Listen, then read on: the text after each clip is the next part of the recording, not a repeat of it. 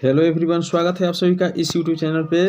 और आप देख रहे हैं कि सेंटअप परीक्षा 2022 में पूछे जाने वाले यह 10वीं का जो है विज्ञान का ओरिजिनल क्वेश्चन पेपर है, जिसमें आपको सब्जेक्टिव और ऑब्जेक्टिव का सही आंसर की बताया गया है। तो बिल्कुल यह ओरिजिनल पेपर है, आप जल्दी से देख लें, क्योंकि आपका जो सेंटअप एग्जाम होने वाला है वो बिल्कुल 2023 बोर्ड परीक्षा के लिए महत्वपूर्ण होने वाला है।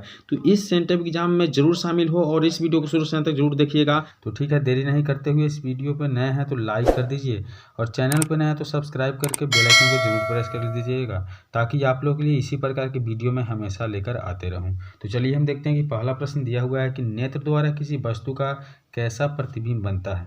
तो नेत्र द्वारा किसी वस्तु का प्रतिबिंब बनता है, वह बिल्कुल आपको बता दे तो वास्तविक उल्टा और वस्तु से क्या बनता है, छोटा बनता है। ठीक है, चलिए हम देखते हैं कि नेक्स्ट प्रश्न दिया हुआ है। यहाँ बिल्कुल आप लोग देख पा रहे हैं कि विद्युत परिपथ में विद्युत धारा को मापने के लिए क्या उपयोग होता है, अर्थात विद्युत परिपथ में विद्युत धारा के मापा जाता है, उसमें किसका उपयोग किया जाता है। ऑप्शन आप लोग देख पा रहे हैं कि गैल्वेनोमीटर और वोल्ट मीटर भी दिया हुआ है और आमीटर भी दिया हुआ है। इसमें जो सही उत्तर है आपका आमीटर होता है। तो बिल्कुल आप लोग कन्फर्म जान चुके हैं कि यहाँ विद्युत परिपथ में विद्युत धारा को मापने के लिए आमीटर का प्रयोग किया जाता है।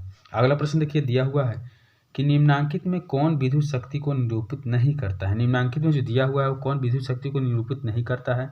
तो ऑप्शन डी आपका बिल्कुल सही उत्तर है। I/R² जो है विद्युत परिपथ को निरूपित नहीं करता है। ठीक है, अगला प्रश्न देख लेते हैं। दिया हुआ है कि निम्नलिखित में से किसी वस्तु का वास्तविक प्रतिबिंब कौन बना सकता है। किसी वस्तु का वास्तविक प्रतिबिंब है जो कौन बना सकता है। इसका बिल्कुल जो सही उत्तर है वह है आपका उत्तल लेंस जो है वास्तविक प्रतिबिंब बना सकता है। ठीक है, अगला प्रश्न देखिए, दिया हुआ है किसी बिंदु वस्तु से निकलकर किरणें किसी लेंस से अपवर्तित होकर जिस बिंदु पर मिलती है उसे क्या कहते हैं। तो जब वो अपवर्तित होकर किसी बिंदु पर मिलती है तो वहाँ जो बनता है वो क्या बनता है, प्रतिबिंब बनता है। ठीक है, अर्थात प्रतिबिंब बिंदु होता है। अगला प्रश्न देखते हैं। दिया हुआ है कि फोटोग्राफी कैमरा का अभिदृश्यक क्या होता है।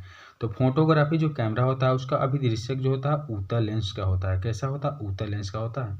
अगला प्रश्न देखिए, दिया हुआ है कि किसी शब्दकोश में पाए गए छोटे अक्षरों को पढ़ने के समय आप निम्न में से कौन सा लेंस का पसंद करेंगे, अर्थात कौन से लेंस के चश्मे को आप पसंद करेंगे। तो बिल्कुल आपको बता दें तो 5 cm फोकस दूरी का एक उत्तल लेंस का आप पसंद करना जरूरी होगा। ठीक है, अगला प्रश्न देखते हैं। दिया हुआ है कि किसी गोलीय दर्पण तथा किसी पतले गोलीय लेंस दोनों को फोकस दूरी अगर -15 है तो दर्पण तथा लेंस संभवतः क्या होगा। तो इसका जो बिल्कुल सही उत्तर है आपका दोनों अवतल होगा। क्या है अर्थात अवतल लेंस और अवतल दर्पण हो सकता है। ठीक है, अगला प्रश्न देखिए। दिया हुआ है कि वोल्ट बी जो होता है बराबर होता है। इसका बिल्कुल जो सही उत्तर है तो आपका जूल प्रति कूलम के बराबर होता है, अर्थात J/C के बराबर होता है। अगला प्रश्न देखेंगे। दिया हुआ है कि विद्युत आवेश के प्रवाह की दर को हम क्या कहते हैं। विद्युत आवेश के प्रवाह की दर है जिसे हम क्या कहते हैं। इसका बिल्कुल सही उत्तर होता है विद्युत धारा कहते हैं। क्या कहते हैं, विद्युत धारा कहते हैं। अगला प्रश्न देखिए। दिया हुआ है कि निम्नांकित में कौन सा कथन सत्य है। निम्नांकित में कौन सा कथन सत्य है, इसका बिल्कुल सही उत्तर क्या हो जाएगा, तो आप लोग बता सकते हैं। तो इसका बिल्कुल सही उत्तर होगा तो जूल बराबर जो होता है कूलाम गुने वोल्ट होता है। ठीक है, अगला प्रश्न देख लेते हैं। दिया हुआ है अब यहाँ जो है बॉन्ड से दिया हुआ है कि बॉन्ड CHO अभिक्रियाशील समूह को क्या कहते हैं। तो बॉन्ड CHO अभिक्रियाशील समूह को यहाँ एल्डिहाइडिक समूह कहा जाता है। कौन सा, एल्डिहाइडिक समूह कहा जाता है। अगला प्रश्न देख लेते हैं। दिया हुआ है कि एथेनॉल के सांद्र H2SO4 के साथ गर्म करने पर निम्नलिखित में से कौन सी गैस बनाती है।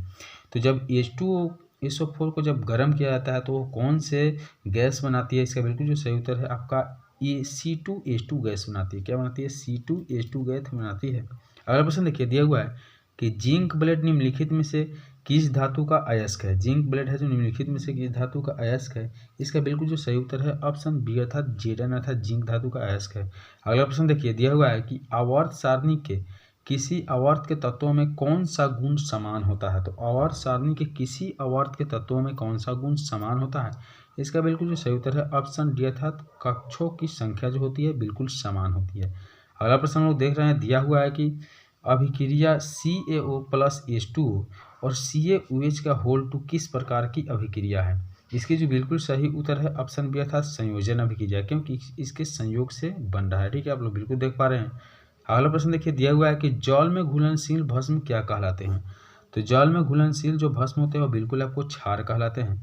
अगला प्रश्न देखिए। दिया हुआ है कि सोडा एस का रासायनिक सूत्र क्या है? तो सोडा एस का रासायनिक सूत्र जो है आपका Na2 और CO3 होता है। क्या होता है? Na2 और CO3 होता है।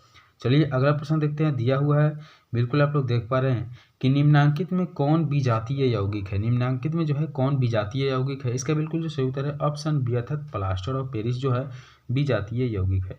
ठीक है, अगला प्रश्न लोग देख पा रहे हैं, दिया हुआ है कि बेकिंग सोडा का रासायनिक सूत्र क्या होता है? बेकिंग सोडा जो है इसका रासायनिक सूत्र क्या होता है? तो बेकिंग सोडा का जो रासायनिक सूत्र होता है NaHCO3 होता है। क्या होता है? NaHCO3। वीडियो को अंत तक जरूर देखिएगा। यदि चैनल पर नया है तो सब्सक्राइब करके बेल आइकन को जरूर प्रेस कर लीजिएगा। चलिए हम बढ़ते हैं अगला प्रश्न की ओर। दिया हुआ है कि निम्नांकित में कौन सा संक्षारक अम्ल है? निम्नांकित में कौन संक्षारक अम्ल है? इसका बिल्कुल जो सही उत्तर है सल्फ्यूरिक अम्ल। कौन सा अम्ल है? सल्फ्यूरिक अम्ल। अगला प्रश्न देखेंगे कि मिल्क ऑफ मैग्नीशियम का पीएच मान होता है।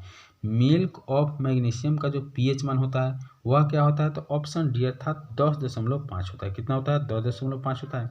चलिए देखते हैं अगला प्रश्न। दिया हुआ है कि सल्फर के संयोजी सेल में इलेक्ट्रॉनों की संख्या है। तो सल्फर के जो संयोजी सेल होते हैं इसमें इलेक्ट्रॉन की संख्या कितनी होती है? इसका बिल्कुल जो सही उत्तर है वह क्या है? तो ऑप्शन डी अर्थात 6 होते हैं। कितने होते हैं? 6 होते हैं। अगला प्रश्न देखिए, निम्नलिखित तत्वों में किसकी आयनन ऊर्जा अधिकतम है? निम्नलिखित तत्वों में किसकी आयनन ऊर्जा अधिकतम होती है? इसका बिल्कुल सही उत्तर है ऑप्शन बी अर्थात फ्लोरीन का। किसका? फ्लोरीन का। अगला प्रश्न देखिए, निम्नलिखित में कौन सा मात्रक वाट डब्ल्यू के बराबर होता है? निम्नलिखित में कौन से मात्रक है जो वाट जो डब्ल्यू के बराबर होता है? इसका बिल्कुल जो सही उत्तर है जूल प्रति सेकंड। क्या है? जूल प्रति सेकंड। अगला प्रश्न देखेंगे कि विद्युत हीटर के तार की कुंडली बनी होती है। तो विद्युत हीटर के जो तार की कुंडली होती है वो किसकी बनी होती है? तो ऑप्शन डी इसका सही उत्तर हो जाएगा अर्थात नाइक्रोम की बनी होती है। अगला प्रश्न देखिए, दिया हुआ है कि किसी परिपथ का वह गुण जो विद्युत धारा को विद्युत ऊर्जा को ऊष्मा में बदल देता है। फिर से समझेंगे, किसी परिपथ का वह गुण जो विद्युत ऊर्जा को ऊष्मा में बदल देता है वह क्या कहलाता है? तो वह कहलाता है प्रतिरोध। क्या कहलाता है? प्रतिरोध कहलाता है। चलिए अगला प्रश्न देख लेते हैं। दिया हुआ है, एक विद्युत सेल से धारा प्राप्त करने पर इसके सिरों के बीच के विभवांतर का मान होता है। तो एक सिरे से जब धारा प्राप्त करने पर इसके सिरों के बीच का विभवांतर कितना होता है? इसका बिल्कुल सही उत्तर है ऑप्शन बी अर्थात विद्युत वाहक बल से कम होता है। किससे कम होता है? विद्युत वाहक बल से कम होता है। अगला प्रश्न देखिए, दिया हुआ है कि अनवीकरणीय ऊर्जा का स्रोत है। तो अनवीकरणीय ऊर्जा का स्रोत है कोयला। क्या है? कोयला जो है अनवीकरणीय ऊर्जा के स्रोत है। अगला प्रश्न देखिए, दिया हुआ है कि तरंग दैर्ध्य को सामान्यतः व्यक्त किया जाता है। तरंग दैर्ध्य को जो है सामान्यतः व्यक्त किया जाता है वो किस में? तो मीटर में व्यक्त किया जाता है। अगला प्रश्न देखिए, दिया हुआ है कि किसी चालक तार से प्रवाहित विद्युत धारा में गतिशील कण होता है। किसी चालक तार से जब प्रवाहित होता है विद्युत धारा तो गतिशील कण क्या होता है? इसका बिल्कुल सही उत्तर है ऑप्शन सी अर्थात इलेक्ट्रॉन होता है। अगला प्रश्न देखेंगे, दिया हुआ है बिल्कुल यहाँ 32 नंबर प्रश्न है कि 12 वोल्ट विभवांतर के दो बिंदुओं के बीच 2 कूलम आवेश को ले जाने में कितना कार्य जाता है? अर्थात कितना कार्य जो होता है किया जाता है? इसका बिल्कुल जो सही उत्तर है वह क्या हो जाएगा? तो आपका बिल्कुल सही उत्तर यहाँ आप लोग देख पा रहे हैं दिया हुआ है ऑप्शन डी अर्थात 24 जूल। क्या हो जाएगा? 24 जूल, क्योंकि बिल्कुल दुगुना हो जाएगा। अगला प्रश्न देखिए, दिया हुआ है कि मेंडल ने अपने अनुवांशिकी प्रयोग हेतु किस पौधों को उपयोग किया था? तो वह जो पौधा था बिल्कुल मटर का पौधा था। अगला प्रश्न देखिए, दिया हुआ है कि किस प्रकार के श्वसन से अधिक ऊर्जा मुक्त होती है? किस प्रकार से श्वसन जो लिया जाता है उससे अधिक ऊर्जा मुक्त होती है? तो वायवीय श्वसन के द्वारा। अगला प्रश्न देखें कि मानव में नर जनन ग्रंथि क्या कहलाता है? तो मानव में नर जनन ग्रंथि जो होता है वो विरिसन कहलाता है। अगला प्रश्न देखेंगे, दिया हुआ है जीवन की एक महत्वपूर्ण विशेषता है। जीवन की एक महत्वपूर्ण विशेषता क्या है? तो इसका बिल्कुल सही उत्तर है आपका वृद्धि। अगला प्रश्न देखिए, स्वपोषी पोषण होता है। स्वपोषी पोषण कहाँ होता है? तो आपको बता दें बिल्कुल सही इसका उत्तर है पौधे में होता है। अगला प्रश्न देखिए, दिया हुआ है कि ग्लाइकोलाइसिस होता है। ग्लाइकोलाइसिस क्या होता है? इसका बिल्कुल सही उत्तर है ऑप्शन बी अर्थात कोशिका द्रव में। कहाँ होता है? कोशिका द्रव में। अगला प्रश्न देखिए, दिया हुआ है कि तंत्रिका तंत्र की संरचनात्मक एवं कार्यात्मक इकाई को क्या कहते हैं? इसका बिल्कुल जो सही उत्तर हो जाएगा तो आपको तंत्रिका तंत्र के संरचनात्मक और कार्यात्मक जो होता है इसका बिल्कुल सही होता है किसका? तो न्यूरॉन। किसका हो जाता है? तो न्यूरॉन का हो जाता है। अगला प्रश्न देखिए कि कौन सा एंजाइम वसा पर क्रिया करता है? कौन सा एंजाइम जो है वसा पर क्रिया करता है? इसका बिल्कुल सही उत्तर हो जाएगा ऑप्शन डी अर्थात लाइपेज। एंजाइम। ठीक है, अगला प्रश्न देखेंगे, दिया हुआ है कि ओजोन का आणविक सूत्र है। ओजोन का आणविक सूत्र कितना होता है? इसका बिल्कुल सही उत्तर है O3। कितना होता है? O3 होता है। अगला प्रश्न देखिए, दिया हुआ है कि पीएच का कौन सा मान क्षारक विलयन को निरूपित करता है? पीएच का कौन सा मान है जो क्षारक विलयन को निरूपित करता है? इसका बिल्कुल सही उत्तर हो जाएगा ऑप्शन सी अर्थात 13। ठीक है, अगला प्रश्न देखिए, जल के एक अणु में हाइड्रोजन एवं ऑक्सीजन के परमाणुओं की संख्या का अनुपात क्या होगा? तो जल के अणु में जो है हाइड्रोजन एवं ऑक्सीजन के परमाणुओं की संख्या का अनुपात जो होगा वह आपका बिल्कुल सही हो जाएगा ऑप्शन बी अर्थात 2:1। ठीक है, अगला प्रश्न देखिए कि निम्नांकित संकेतों द्वारा व्यक्त तत्वों में कौन सा धातु है?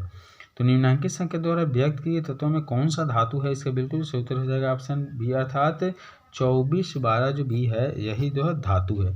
अम्लीय ऑक्साइड के विलयन के पीएच मान कितना होता है? तो अम्लीय ऑक्साइड के विलयन के जो पीएच मान है इनमें से जो दिया गया है वह बिल्कुल आपका ऑप्शन डी है, क्योंकि 7 से कम जो होता है वो अम्लीय होता है। अगला प्रश्न देखेंगे, दिया हुआ है कि सबसे कठोर प्राकृतिक पदार्थ है। तो सबसे कठोर जो प्राकृतिक पदार्थ है वह आपका क्या है? तो वह आपका बता दे तो सी अर्थात हीरा है। ठीक है, अगला प्रश्न देखेंगे कि सिल्वर आयोडाइड का रंग कैसा होता है? सिल्वर आयोडाइड का जो रंग होता है वह कैसा होता है? इसका बिल्कुल सही उत्तर है ऑप्शन बी अर्थात पीला होता है। अगला प्रश्न देखेंगे कि श्वसन किस प्रकार की रासायनिक अभिक्रिया है? श्वसन किस प्रकार की रासायनिक अभिक्रिया है? तो वह जो है ऊष्माक्षेपी रासायनिक अभिक्रिया है। अगला प्रश्न देखिए, दिया हुआ है कि पौधे में जनन अंग कहाँ पाए जाते हैं? पौधे में जनन अंग कहाँ पाए जाते हैं? तो पुष्प में पाए जाते हैं। अगला प्रश्न देख लेते हैं, दिया हुआ है कि मस्तिष्क का कौन सा भाग शरीर की स्थिति तथा संतुलन का अनुरक्षण करता है? तो इसका जो बिल्कुल सही उत्तर हो जाएगा वो हो जाएगा ऑप्शन बी अर्थात अनुमस्तिष्क। ठीक, तो आज की वीडियो में इतना ही, मिलते हैं अगले वीडियो में, तब तक के लिए बाय। यदि इस चैनल पर नए हैं और अभी तक सब्सक्राइब नहीं किए हैं तो सब्सक्राइब कर लीजिए, बेल आइकन को भी प्रेस कर लीजिए ताकि इसी प्रकार की वीडियो आपको हमेशा मिलते रहे। तो चलिए मिलेंगे अगले वीडियो में, तब तक के लिए बाय।